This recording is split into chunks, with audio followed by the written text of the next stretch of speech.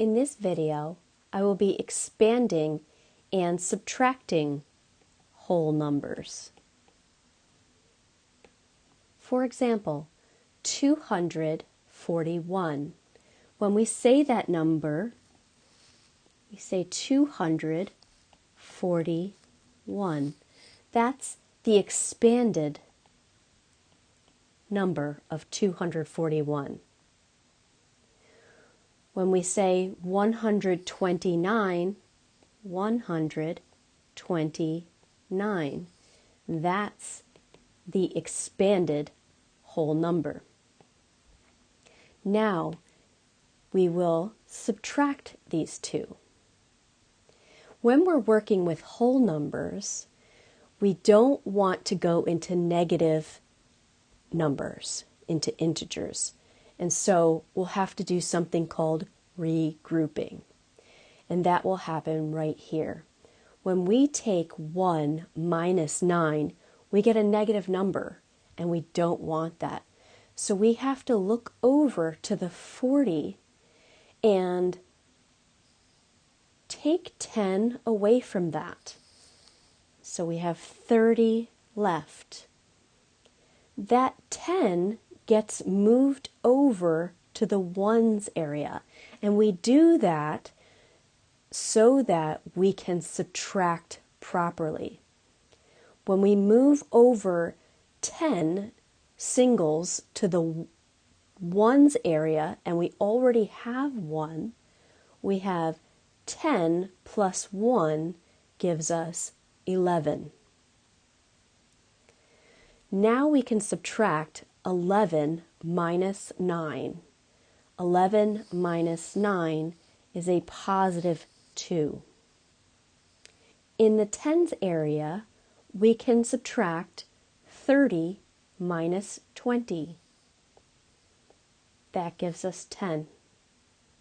In the 100s area, we can subtract 200 minus 100. And that gives us 100. Together, these three pieces, 100, 10, and 2, give us 112 when we subtract 241 minus 129. Moving on to our second problem, 765 minus 594. Let's expand. 765. 594. We're going to subtract these two numbers. In the ones area, in the ones column, 5 minus 4 gives us 1.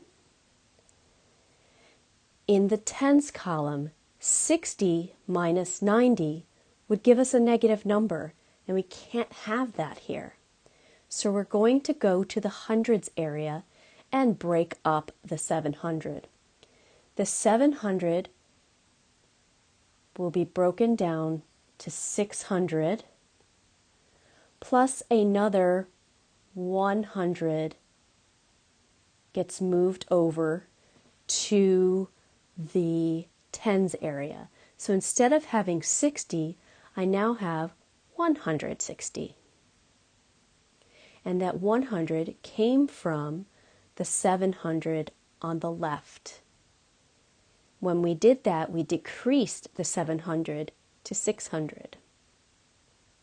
Now we can subtract 160 minus 90 without having a negative number. 160 minus 90 is 70. In the 100s column, we have 600 minus 500, and that will give us 100. Putting all of these numbers together, we have 171, which is the result of subtracting 765 minus 594.